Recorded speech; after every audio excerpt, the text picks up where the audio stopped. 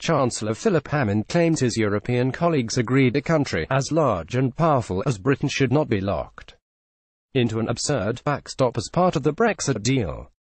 Theresa May has been negotiating against time to placate the ires of Brexiteers concerned the insurance mechanism currently included in the draft divorce deal could be used to trap the UK into the bloc. But despite the European Union insisting a backstop should be included in any Brexit agreement proposed, Mr. Hammond told BBC Today his counterparts across the EU did not agree with Brussels' top bureaucrats. The Chancellor said, "All of my European colleagues tell me privately that they accept it would be absurd to suggest that a country as large and powerful as the UK could be trapped against its will in an arrangement like the backstop in perpetuity. It simply couldn't happen. Our challenge is to find a form of legally binding words acceptable to both sides that acknowledged reality into an agreed text and a treaty-based commitment both sides can rely on," Mr. Hammond insisted. Brexit Secretary Stephen Barclay and Attorney General Geoffrey Cox have put forward a sustainable alternative to the backstop to Brussels during a series of crunch meeting earlier this week. A Brussels source familiar with the recent Brexit negotiations admitted EU chief Brexit negotiator Michel Barnier's mood had been more positive than previous weeks.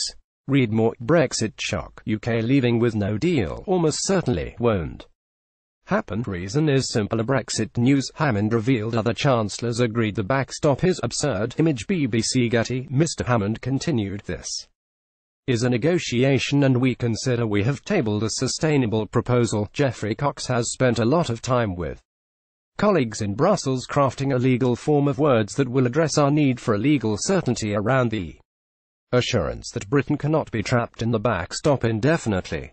"That's what we need," one source familiar with the private meeting in Brussels revealed that Mr. Cox proposed a so-called mini backstop as part of an independent arbitration panel that could end the backstop. The new mechanism's name was penned by Sabine Weyand, the EU's deputy chief negotiator, and would create a fallback solution of a minimum regime of border checks if Britain argues that the EU was not using best endeavours to conclude a new trade deal and an arbitration panel decides there is no reason to remain in the backstop anymore. Mr. Cox was hopeful of securing a joint interpretive statement that allows him to set out the British vision for the backstop, the bare minimum requirements to uphold the Good Friday Agreement. Brexit news.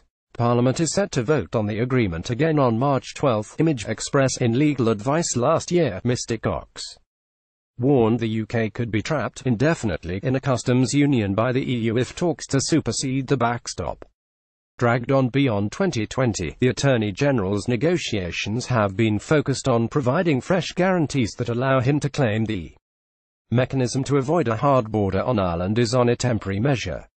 Theresa May is believed to be on standby ready to step in for a head-to-head meeting with European Commission President Jean-Claude Juncker on Monday, 24 hours before the meaningful vote on her proposed withdrawal agreement.